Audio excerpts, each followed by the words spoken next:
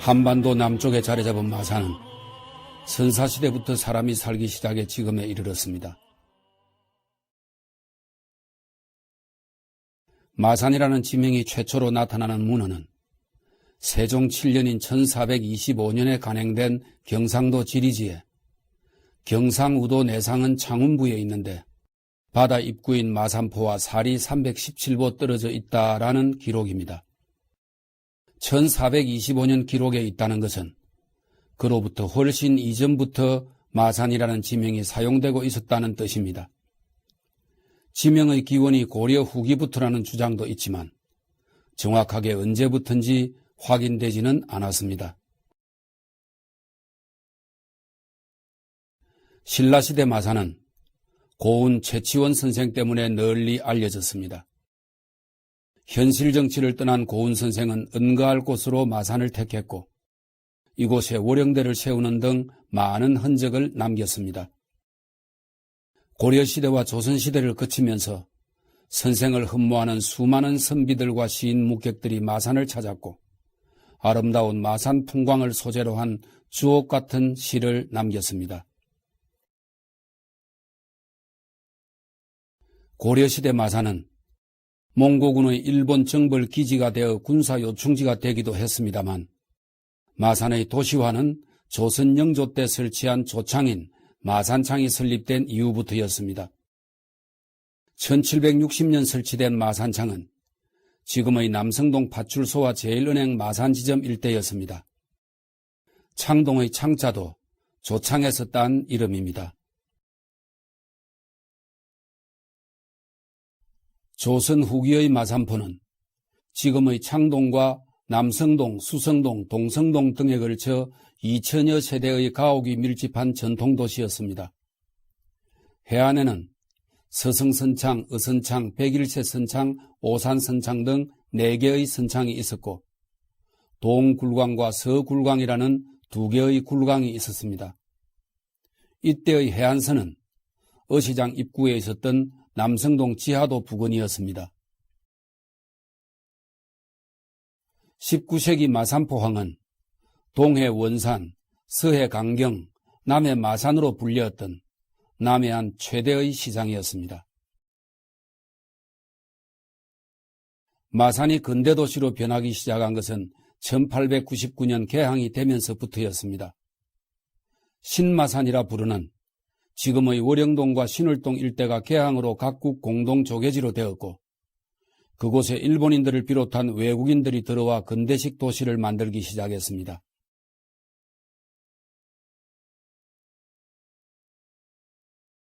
지금은 이미 사라졌지만 러시아 영사관, 일본 영사관, 마산 우평국, 옛 창원군청으로 사용되었던 마산 이사청 등 근대식 건물들이 이때 신마산에 들어섰습니다.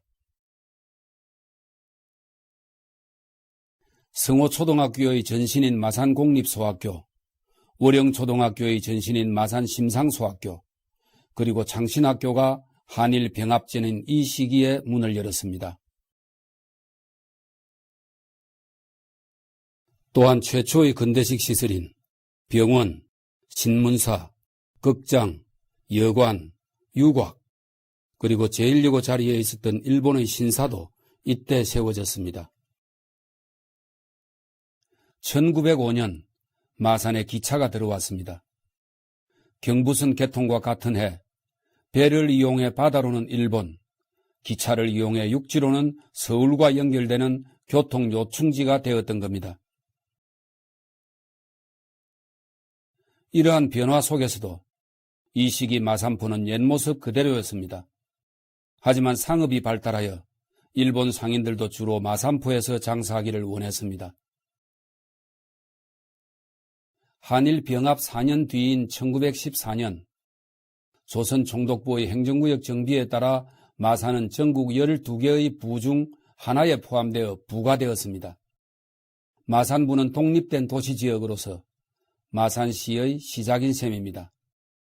당시 마산부의 경계는 옛 한국철강터에서 오동동 다리까지였습니다.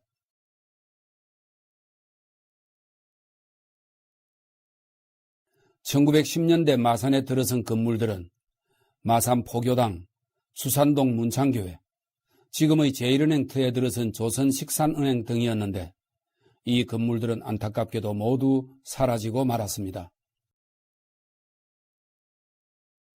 온 민족이 일어났던 3.1 만세운동 때 마산에서는 환주산 추산정에 모여 독립선언서를 낭독하며 민족의 각성과 자주를 외쳤습니다.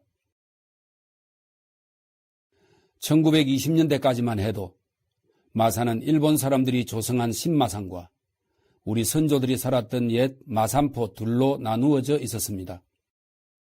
이 두 도시를 연결하기 위해 중앙동 도립의료원 주변을 개발하고 현 대우백화점 일대, 즉 신포동을 매립하는 공사가 대대적으로 일어났습니다.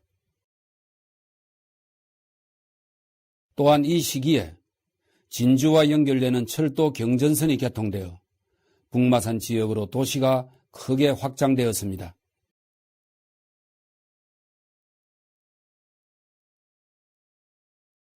(1920년대) 마산에는 마산상업학교, 창신학교 본관, 마산여고의 전신인 마산고등여학교 등이 건축되었습니다. 오랫동안 마산 시민들에게 수돗물을 공급한 봉암동 수원지 시설도 이때 건설되었습니다. 이 수원지도 근대 문화유산으로 등재되었습니다. 마산 최초의 한국인 주식회사였던 원동무역도 이때 창업되었습니다. 원동무역은 해방 후 초대 마산 부윤을 지낸 옥기환 선생이 창업한 순수 민족기업으로 후에 상해 임시정부에 독립운동 자금을 보내기도 한 회사입니다. 뿐만 아니라 이 시기에는 일찍부터 들어와 있던 술과 간장, 된장 등 양조산업과 섬유산업이 크게 번성하였습니다. 중국 대륙이 전쟁의 포화 속으로 들어갔던 1930년대 이후 마산에서는 양조산업과 섬유산업으로 생산된 물품을 군수용으로 조달하였습니다. 신마산 해안에 있는 1부두, 2부두, 중앙부두도 이때 건설되었습니다. 1930년대 일본 관광객을 마산으로 유치하기 위한 리플렛입니다. 이 작은 리플렛에 당시 마산의 도시 성격이 잘 나타나 있습니다. 술과 벚나무와 무악산, 그리고 마산 앞바다가 자랑이었습니다. 벚꽃이 피는 4월이면 서울에서 마산으로 오는 특별 관광열차까지 운행되었다고 합니다.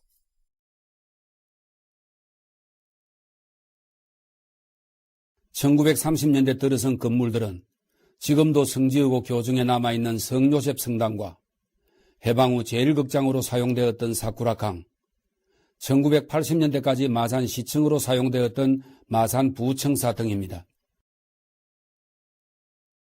1945년 해방이 되자 마산은 일본에서 밀려든 한국인, 즉 귀한 동포들로 넘쳤고 한국전쟁 때는 피난민으로 넘쳤습니다. 이 때문에 인구는 크게 늘어났지만 열악한 재정 상황 때문에 도시 시설에는 큰 변화가 없었습니다. 1960년 3월 15일 마산 시민들은 자유당 독재에 저항하여 민주, 자유, 정의를 외치며 민주주의를 요구하였습니다. 3.15 의거는 우리나라 최초의 민주화 운동으로 자랑스러운 마산의 역사입니다.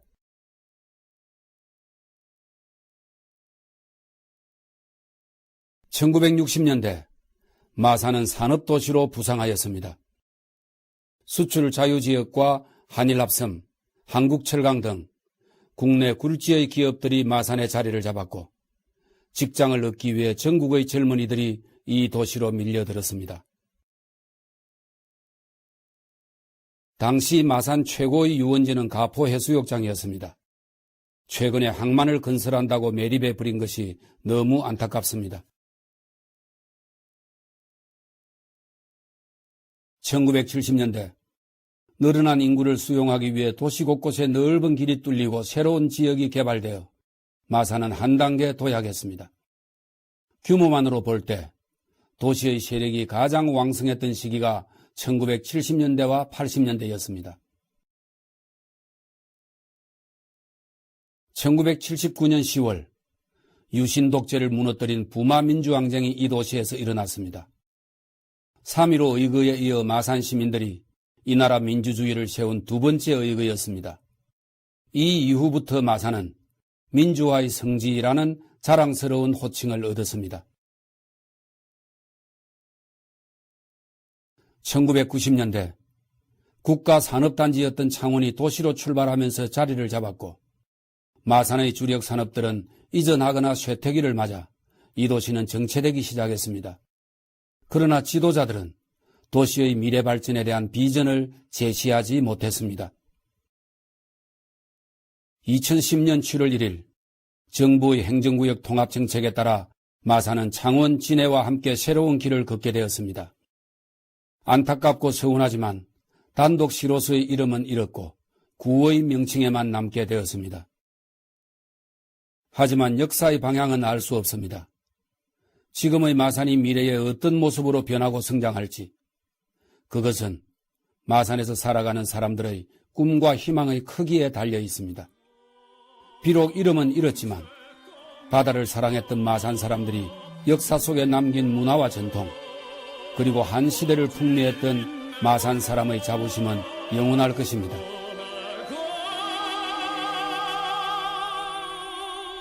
눈물 같은 괴로움